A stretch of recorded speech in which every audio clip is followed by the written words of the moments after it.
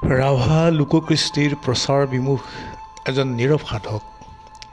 লোকনৃত্য, লোকগীত, জাতীয় ভাষা কৃষ্টি, সংস্কৃতি ভালপোৱা, সামাজিক আৰু ধৰ্মীয় আচাৰ নীতিক ভালপোৱা লোকশিল্পী এজনৰ বিষয়ে মই আপোনালোকৰ আগত আজি চমুকৈ হ'লেও ক'বলৈ প্ৰয়াস কৰিম।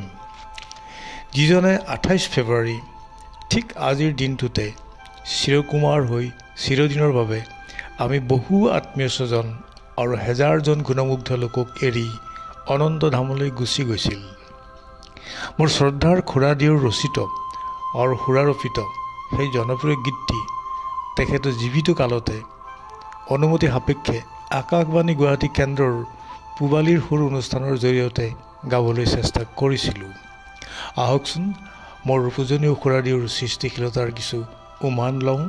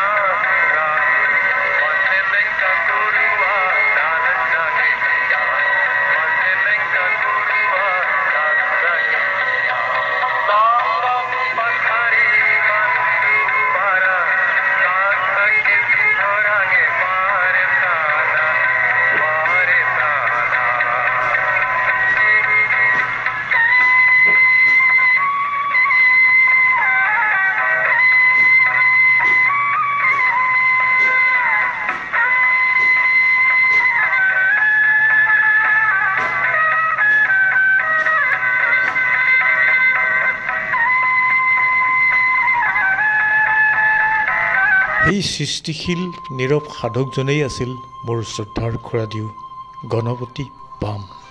শ্ৰদ্ধাৰ খুৰাদেউৰ সাংস্কৃতিক জগতখনত তেওঁৰ যদি কৰ্মময় জীৱনৰ ছবিখন আমি এবাৰ চাবলৈ বিচাৰোঁ, তেনেহ'লে দেখা পাম যে 1957 চনত জালুকবাৰীত অনুষ্ঠিত ভাৰতীয় কংগ্ৰেছ অধিৱেশনত ৰাভা নৃত্য পৰিৱেশনত তেওঁ অংশগ্ৰহণ কৰিছিল। 1962 চনৰ 30 আৰু 31 অক্টোবৰ অসম সাহিত্য সভাৰ 29 সংখ্যক অধিৱেশন গোৱালপাৰা চহৰত। 26 জানুৱাৰী 1962 চনত সাংস্কৃতিক সঞ্চালকালয়ৰ জৰিয়তে নতুন দিল্লীত গণতন্ত্ৰ দিৱসত অংশগ্ৰহণ। 23 এপ্ৰিল 72 চনত ভাৰতীয় ছভিয়েট সাংস্কৃতিক সন্মিলন পাটনাত অংশগ্ৰহণ কৰিছিল। 1976 চনত ভাৰতীয় কংগ্ৰেছ অধিৱেশন গুৱাহাটীত। 1977 চনত অসম সাহিত্য সভা অভয়াপুৰী। 26 জানুৱাৰী পুনৰ 1979 চনত গণতন্ত্ৰ দিৱসত নতুন দিল্লীত ৰাভা লোকনৃত্যত অংশগ্ৰহণ। 4 নৱেম্বৰ 1979 চনত সাংস্কৃতিক বাণিজ্যিক মেলা প্ৰগতি মৈদানত নতুন দিল্লীত। 26 পৰা 31 মে 1981 চনত সাংস্কৃতিক বিনিময় আঁচনি তামিলনাডুত। বিভিন্ন ঠাইত অংশগ্ৰহণ কৰিছিল ৰাভা লোকনৃত্যত। মাদ্ৰাছ প্ৰেক্ষাগৃহত, কাঞ্চীপুৰী প্ৰেক্ষাগৃহত, ধৰ্মপুৰী প্ৰেক্ষাগৃহত, থাঞ্জাপুৰ প্ৰেক্ষাগৃহত, চেলেম প্ৰেক্ষাগৃহত ইত্যাদি।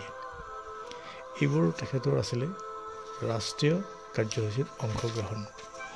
তাৰোপৰি পুনৰ 1981 চনৰ ডিচেম্বৰত আন্তঃৰাষ্ট্ৰীয় বাণিজ্যিক মেলাত সাংস্কৃতিক সন্ধিয়াত অংশগ্ৰহণ কৰিছিল ৰাভা লোকনৃত্যত অংশগ্ৰহণ কৰি নতুন দিল্লীত। 4 ছেপ্টেম্বৰ 1990 চনত সংগীত নাটক একাডেমীত ককাই সংগীত নাটক একাডেমী বঁটা প্ৰাপক ৰাজেন বৰ্মাৰ লগত নতুন দিল্লীত অংশগ্ৰহণ। এনেধৰণৰ বিভিন্ন কাৰ্যসূচীত তেওঁৰ অংশগ্ৰহণ কৰাৰ আমি যদি পৰ্যবেক্ষণ কৰোঁ, পুনৰ আমি দেখিবলৈ পাম তাৰ আগৰ কালছোৱাত 1965 চনত 11 পৰা 18 জুনলৈকে অসম ৰেজিমেণ্ট হেপী ভিলাজ শ্বিলঙত 10 পৰা 19 জুনলৈকে 1977 চনত সাংস্কৃতিক সঞ্চালকালয়ৰ জৰিয়তে লোকনৃত্যৰ এক কৰ্মশালাত অংশগ্ৰহণ কোকৰাঝাৰত আৰু 1965 চনত কাহিলীপাৰাত গুৱাহাটীত। এনেধৰণৰ বিভিন্ন কাৰ্যসূচীৰ তেওঁৰ অংশগ্ৰহণে আমাক যথেষ্টখিনি কথা সকীয়াই দিছে যে প্ৰকৃত অৰ্থত সেই সময়ত ৰাষ্ট্ৰীয় পৰ্যায়ত আৰু ৰাজ্যিক পৰ্যায়ত সাংস্কৃতিক অনুষ্ঠানত অংশগ্ৰহণ কৰাটো এটা বৰ দুৰূহ ব্যৱস্থা আছিল, কিন্তু তথাপিও তাৰ মাজেদিও তেওঁ অংশগ্ৰহণ কৰিবলৈ সুযোগ পাইছিল আৰু সেয়া আছিল তেখেতৰ সাংস্কৃতিক যাত্ৰাৰ এক দুৰন্ত গতি, যি গতিত তেওঁ থমকি ৰোৱা নাছিল। উল্লেখযোগ্য যে আজি আমি দোদান মেলাৰ কথা জানিবলৈ পাওঁ যে 1971 চনত দোদান হাজোত স্থাপিত দোদান মেলাৰ প্ৰতিষ্ঠাপক দিনৰে প্ৰায় একেৰাহে 15 বছৰ ধৰি তেওঁ দোদান মেলাৰ সেই যি কাৰ্য ব্যৱস্থা তাত অংশগ্ৰহণ কৰিছিল। এনেধৰণৰ বিভিন্ন কাৰ্যসূচীৰ তেওঁৰ অংশগ্ৰহণে আমাক নিশ্চয় সোঁৱৰাই দিছে যে নিজস্ব জাতিগত প্ৰাণ, জাতীয় প্ৰাণ থাকিলে সকলো কামেই সুচাৰুৰূপে কৰিবলৈ সক্ষম হ'ব পাৰি।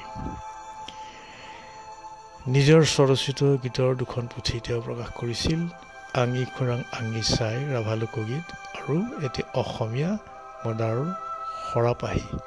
তাৰোপৰি কেইবাখনো তেওঁৰ হাতে লিখা অৱস্থাতেই নাটক আৰু নৃত্য নাটিকা থাকি গ'ল, যিবোৰ আমি এতিয়াও সুচাৰুৰূপে প্ৰকাশৰ ব্যৱস্থা কৰিলে হয়তো নতুন প্ৰজন্মই কিছু উপকৃত হ'ব পাৰিব। মই নিজেও তেখেতৰ লগত বিভিন্ন ৰাষ্ট্ৰীয় কাৰ্যসূচীত অংশগ্ৰহণ কৰিছিলোঁ। যেনে 1976 চনত জৱাহৰনগৰত অনুষ্ঠিত জাতীয় কংগ্ৰেছ মহাসভাত সাংস্কৃতিক অনুষ্ঠানত অংশগ্ৰহণ কৰিছিলোঁ। অভয়াপুৰীত অনুষ্ঠিত অসম সাহিত্য সভাত তেখেতৰ সৈতে মই নৃত্যত অংশগ্ৰহণ কৰিছিলোঁ। 1979 চনত নতুন দিল্লীত গণৰাজ্য দিৱসত এমাহজোৰা কাৰ্যসূচীত থাকি পেলাই লোকনৃত্যত মই নিজেও অংশগ্ৰহণ কৰিছিলোঁ। আৰু এনেধৰণৰ বিভিন্ন কাৰ্যসূচীত আমি বিভিন্ন আলোচনাৰ মাধ্যমেৰে বিভিন্ন কাৰ্যক্ষেত্ৰত আমি অংশগ্ৰহণ কৰাৰ সুযোগ লাভ কৰিছিলোঁ। জীৱিত কালত শ্ৰদ্ধাৰ খুৰাদেউ গণপতি প্ৰমৰ স্বীকাৰোক্তিৰে মলৈ এজন ব্যক্তি হিচাপে পৰিচয় দিয়াৰ বাবে মানুহৰ যিবোৰ গুণ, আদৰ্শ বা কৰ্মদক্ষতাৰ প্ৰয়োজন, তেনে কোনোতৰে প্ৰতিভা লাভ কৰাৰ সুযোগ সুবিধা এই অধমৰ জীৱনত নঘটিল। আনকি সাংস্কৃতিক দিশতো সংগীত বিদ্যালয় আদিত শিক্ষা অৰ্জন কৰাৰ সৌভাগ্য নহ'ল।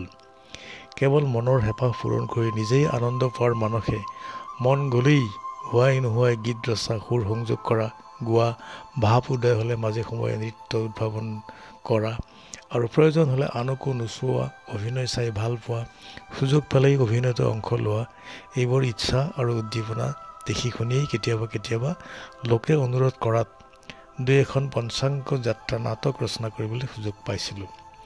কোনো নাট্যদলে মাতিলে সেইবোৰ নাট মঞ্চস্থ, নাট পৰিচালনা কৰাৰ দায়িত্ব এই উধমৰ ওপৰত পৰে। এনেকুৱা মনোবল চলি থকা সময়ছোৱাতে ভাৰত চৰকাৰৰ নতুনকৈ আঁচনি লোৱা কমিউনিটি ডেভেলপমেণ্ট বিভাগৰ কাম কাজত গাৰো পাহাৰৰ অন্তৰ্গত ৰিচু ৱেলফেয়াৰ চেণ্টাৰৰ অধীনত দাদাই স্বৰ্গীয় ৰাজেন পাম সামাজিক শিক্ষা বিষয়া পদত চাকৰি কৰাৰ সুযোগ পোৱাত উক্ত পদৰ কৰ্তব্য ৰূপায়ণ কৰাৰ বাবে গাঁৱে ভূঞে পাহাৰে ভৈয়ামে অন্যান্য সমাজৰ লগতে ৰাভা গাঁওসমূহত গৈ নিজৰ ৰাভা জাতিৰ কলা কৃষ্টিৰ আৰু সংস্কৃতিৰ চৰম অৱনতিৰ অৱস্থা উপলব্ধি কৰি অত্যন্ত মৰ্মাহত হৈছিলোঁ আৰু কেনেকৈ সেইবোৰ পুনৰুত্থান কৰি ৰাভা জাতিৰ জাতীয় সত্তা ঘূৰাই আনিব পৰা যায় নেকি, তাৰেই আপ্ৰাণ প্ৰচেষ্টা চলাবলৈ পৰিয়ালৰ জীৱিকাৰ পথ একমাত্ৰ চৰকাৰী চাকৰিক বাদ দি নিজেই সক্ৰিয়ভাৱে আগবাঢ়ি গৈছিলোঁ। প্ৰথমে কেইজনমান ল'ৰা ছোৱালী গোটেই নিজৰ গাঁওখনতে ছটমাটিয়াত ৰাভা কৃষ্টি দল গঠন কৰি নিজেই গীত ৰচি সুৰ দি নৃত্য উদ্ভাৱন কৰি আৰম্ভ কৰিছিলোঁ। এইদৰে অগ্ৰগণী শিল্পী হৈ দাদাৰ প্ৰেৰণাতে পিছলৈ স্বাধীনভাৱে সাংস্কৃতিক দিশত আগবাঢ়ি যোৱাত সাহস আৰু কলা কৌশল আয়ত্ত কৰি নিজেই গীত ৰচনা, নাচ উদ্ভাৱন, প্ৰয়োজনীয় বাদ্য বাজনা সঞ্চালন কৰা আদিৰ অভিজ্ঞতা লাভ কৰি বিভিন্ন গাঁৱত ৰাভা কৃষ্টি নৃত্য গীত শিকোৱাৰ সুযোগ পাই সেইদৰেই জীৱনত একোজন শিল্পী হোৱাৰ বাসনাৰে জীৱনত আত্মনিয়োগ কৰিছিলোঁ। সীমিত জ্ঞান আৰু ল'ৰালি কালৰে পৰা প্ৰত্যক্ষ বাস্তৱ অভিজ্ঞতাৰে খুৰাদেউৰ চমু জীৱনীত অজানিত ভুল ত্ৰুটিবোৰ গুণমুগ্ধ ৰাইজে আঙুলিয়াই দিব বুলি আশা কৰিলোঁ।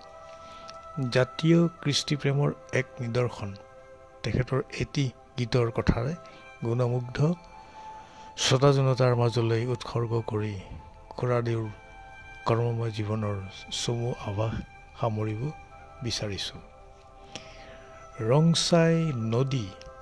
ৰংচাই নদী তোমাৰ বুকুত কত ইতিহাস সাধুবোৰ, কতজনৰ কথাবোৰ লয় হ'ল স্মৃতিৰ বুকুত। লয় হ'ল কাহিনী নদান মাৰুক্ষেত্ৰীৰ, লয় হ'ল কাহিনী সতী চাম্পাই মাৰীৰ, লয় হ'ল কাহিনী নদাই চান্দায়ৰ, লয় হ'ল তবাৰাণীৰ। ৰচিছিলা ইতিহাস ৰক্ত লিখনিৰে তাহানিৰ বীৰৰ যুগত। এদিন তোমাৰ বুকুতে ৰজা শুকুৰচোনৰ আৰু হাবুং ৰাজ্যৰ ৰজা কাশীবীৰৰ ভেটাভেটি হৈছিল দদান বীৰৰ। কত সংগ্ৰাম, কত অভিযান, কত যুদ্ধ, কত বিপ্লৱ হৈছিল অৱসান তোমাৰ বুকুত। দদান মেলা তৃতীয় পৰ্বত 1973 চনত এই গীতটি পৰিৱেশন কৰা হৈছিল।